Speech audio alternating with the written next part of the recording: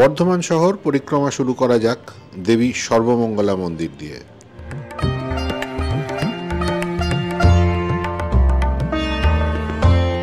বর্ধমান জেলার সম্ভবত সব থেকে জনপ্রিয় মন্দির হল দেবী সর্বমঙ্গলার এই নবরত্ন মন্দির।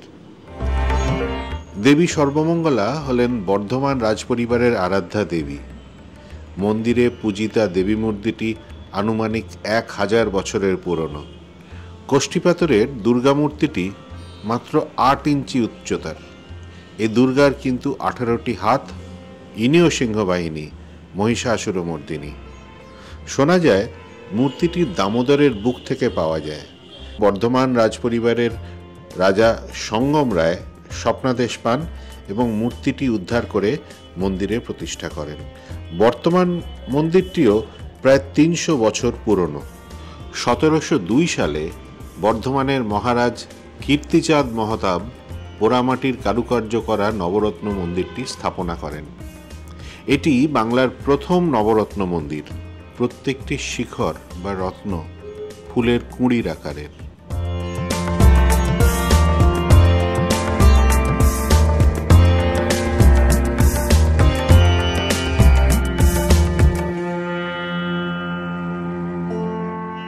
মূল মন্দিরের সামনে আছে একটি নাট মন্দির, আর তার সামনে আছে 3টি শিব মন্দির, মিত্রেশ্বর, চন্দ্রেশ্বর ও কমলেশ্বর।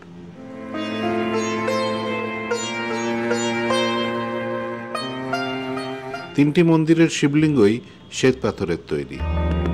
এই মন্দিরে নতুন করে আরও একটি নাট মন্দির তৈরি হয়েছে, আর তৈরি হয়েছে একটি বড় ভোগ মন্দির। এখানে বসে ভোগ খাওয়ার ব্যবস্থা ছাড়াও আছে ভোগ নিয়ে যাওয়ার ব্যবস্থা। সম্প্রতি সংস্কার হওয়ার পরে মন্দিরটিতে সন্ধ্যাবেলায় নানা প্রকার আলো দিয়ে সজ্জিত করার একটা ব্যবস্থা হয়েছে।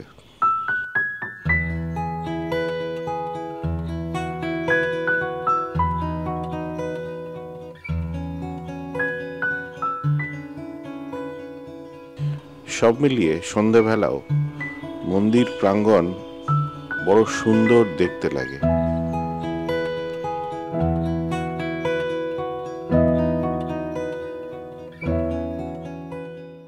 বর্ধমান বিশ্ববিদ্যালয়ের চত্বরে গোলাপ বাগান ক্যাম্পাসের উল্টো দিকে রমনা বাগান অভয়ারণ্যের 34 একর জায়গা নিয়ে গড়ে উঠেছে বর্ধমান চিড়িয়াখানা।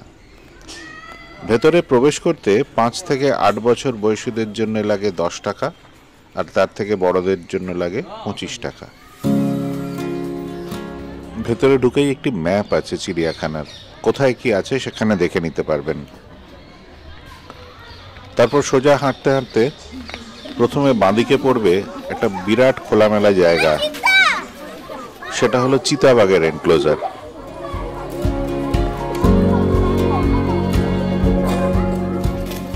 এখন এই মুহূর্তে বেশ কিছু কাজ হচ্ছে, মনে হয় চিড়িয়াখানা আরো বড় হবে।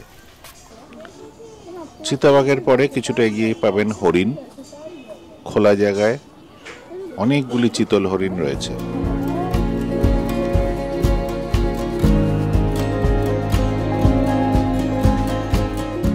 আর হরিণের এনক্লোজারের উল্টো দিকে আছে মিষ্টি জলের কুমিরের এনক্লোজার।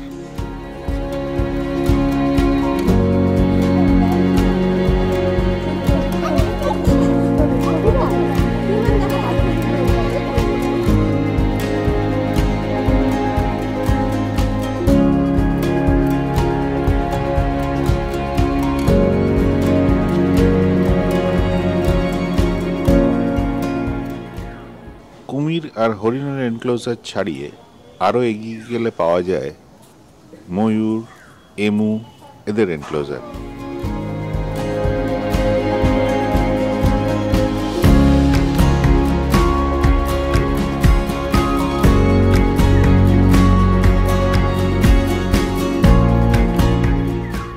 এরপর আছে বানরের এনক্লোজার, রেসাস মাঙ্কি। আর তার ঠিক উল্টো দিকে আছে কমন ল্যাঙ্গুর বা যাকে আমরা বলি হনুমান।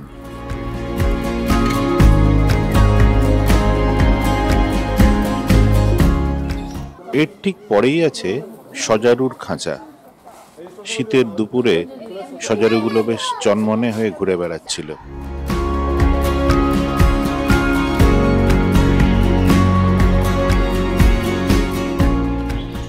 সজারুর খাঁচার পাশ দিয়ে সোজা গিয়ে বাঁদিকে গেলে আরেকটি বেশ বড় এনক্লোজার পাওয়া যাবে। এখানে আছে বড় পাখি, যেরকম মদনটাক ও ময়ূর। এখান থেকে আরেকটু এগিয়ে গেলে পাবেন নোনা জলের কুমিরের এনক্লোজার। এখন শকুন সচরাচর দেখা যায় না, তবে এখানে বেশ কয়েকটি গ্রিফন ভালচার রাখা আছে।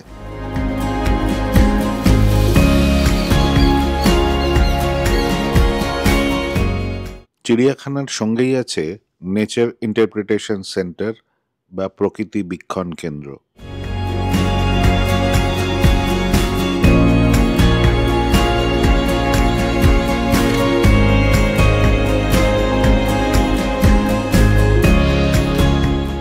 এই ইন্টারপ্রিটেশন সেন্টারের ভেতরে ঢুকে দেখে নেওয়া যায় বর্ধমান জেলায় কি কি প্রাণী পাওয়া যায়।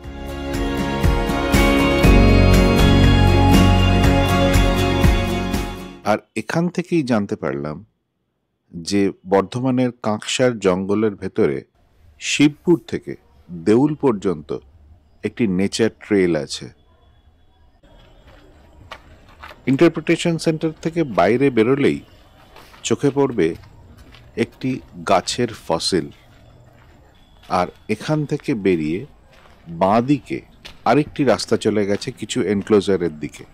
সেখানে একটিই খোলা আছে, আর সেখানে রাখা আছে শেয়াল। চিড়িয়াখানা শীতকালে বন্ধ হয়ে যায় 4:30 সময়, গরমকালে 5টায়, আর বৃহস্পতিবার বন্ধ থাকে।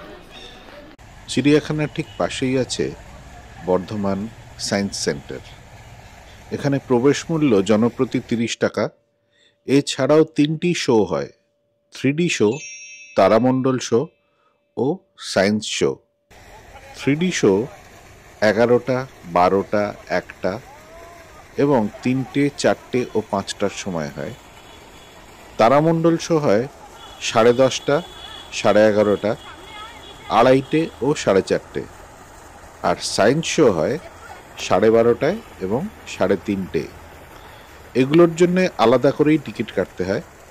3D শোর জন্য 30 টাকা, তারামণ্ডল ও সায়েন্স শোর জন্য 10 টাকা করে। বিজ্ঞানের বিভিন্ন থিওরি এবং রুলস মেনে অদ্ভুত অদ্ভুত এবং মজার কিছু খেলা বা বলতে পারেন কিছু এক্সপেরিমেন্ট খেলার মাধ্যমে তুলে ধরা হয়েছে।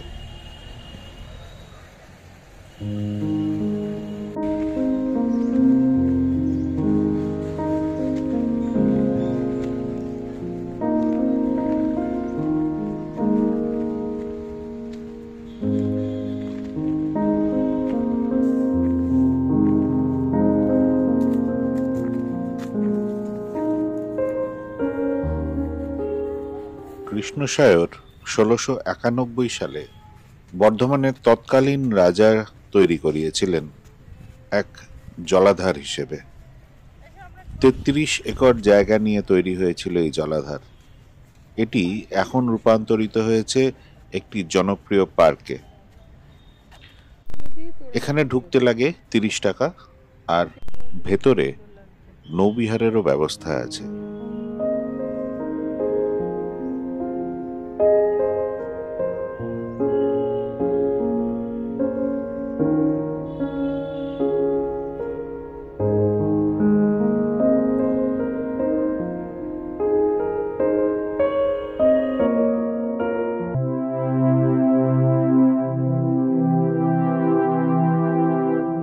শের আফগান মুঘল সেনাপতি ও মেহেরুন্নিসার স্বামী।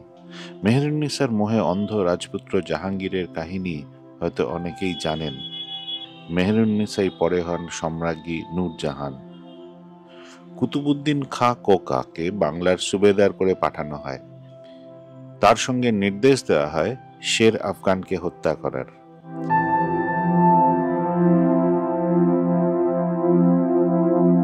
এখন যেখানে বর্ধমান স্টেশন, সেখানেই দুজন মুখোমুখি হন এবং একে অপরকে হত্যা করেন। তারপর দুজনকেই সমাধিস্থ করা হয় এইখানে, পীর বহরামের মজারের পাশে। পীর বহরাম ছিলেন তুর্কি দরবেশ। তিনি মরুভূমিতে তৃষ্ণার্তদের জল দিয়ে সাহায্য করতেন। পরে তিনি পরিব্রজ্যে বেরিয়ে আগ্রা, ফতেপুর সিক্রি হয়ে শ্রীলঙ্কা যাবার পথে এই বর্ধমানের কাছে দেহত্যাগ করেন। তখন এই স্থানে তাকে সমাধিস্থ করা হয়। এই পুকুরটি তার সম্মানে তৈরি করান তৎকালীন বাংলার সুবেদার রাজা মান সিং।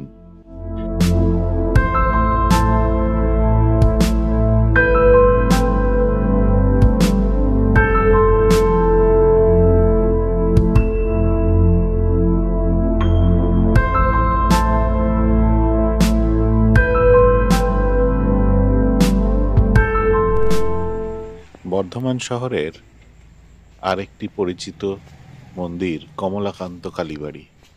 সাধক কমলাকান্ত ভট্টাচার্য প্রতিষ্ঠিত এই কালীবাড়ি।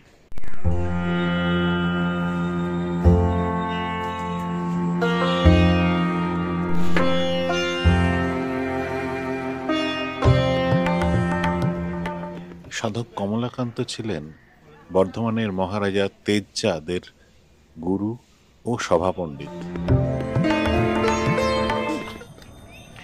1972 সাল, বর্ধমান অঞ্চলে পুকুর খুঁড়তে খুঁড়তে গাঁইতির আঘাত পড়ে পাথরে। তারপর আবিষ্কৃত হয় সেটি একটি বৃহদাকার শিবলিঙ্গ। 6 ফুটের বেশি উঁচু, 13 টনের বেশি ওজন এই শিবলিঙ্গটি তুলে আনা হয় ক্রেনের মাধ্যমে এবং এখন যেটি মন্দির, সেখানে তাকে প্রতিষ্ঠা করে পুজো করা শুরু হয়।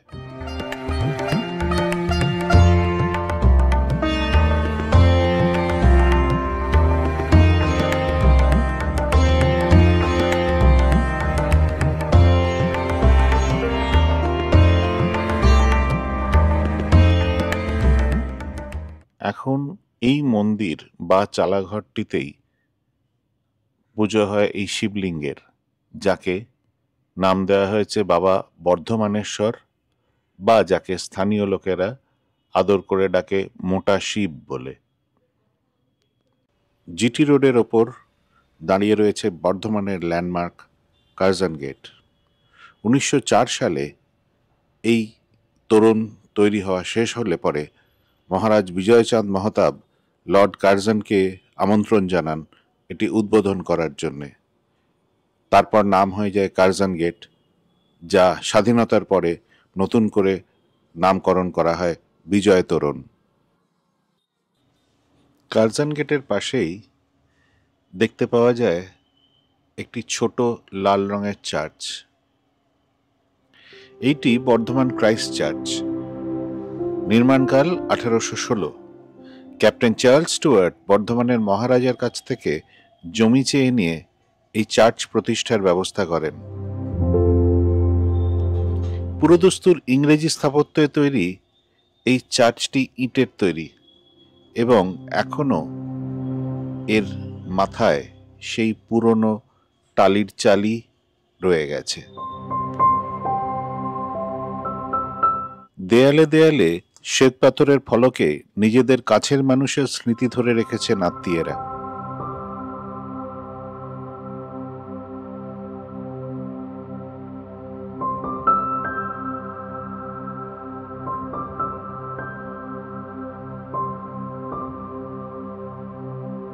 প্রার্থনা কক্ষটি ছোট এবং প্রোটেস্ট্যান্টপন্থী হওয়ায় এখানে কোনো মূর্তি নেই।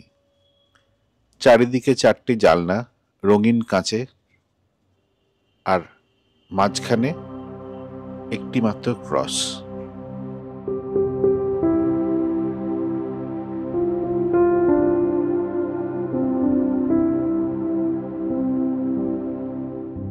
সবুজ ঘাসের ওপর লাল ইটের এই চার্চটি বাইরে থেকে দেখতে সত্যিই সুন্দর লাগে।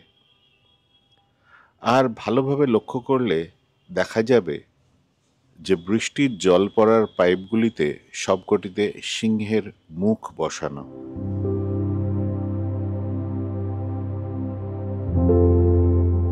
সামনের অংশের ওপরে একটি ক্রস ও ঘণ্টা।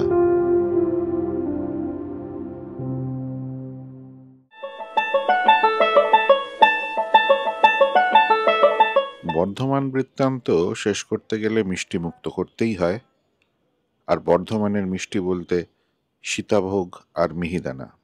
বর্ধমানে যাকেই জিজ্ঞেস করলাম সে একটি দোকানেরই নাম বলল, সৌদামিনী মিষ্টান্ন ভাণ্ডার। সেখানের মিহিদানা ও সীতাভোগ চেখে দেখলে বোঝাই যায় যে কেন সবাই এক বাক্যে এই দোকানের নাম করে। এছাড়াও বর্ধমানের স্ট্রিট ফুড যাকে বলে সেটাও খেয়ে দেখেছি, যথেষ্ট ভালো।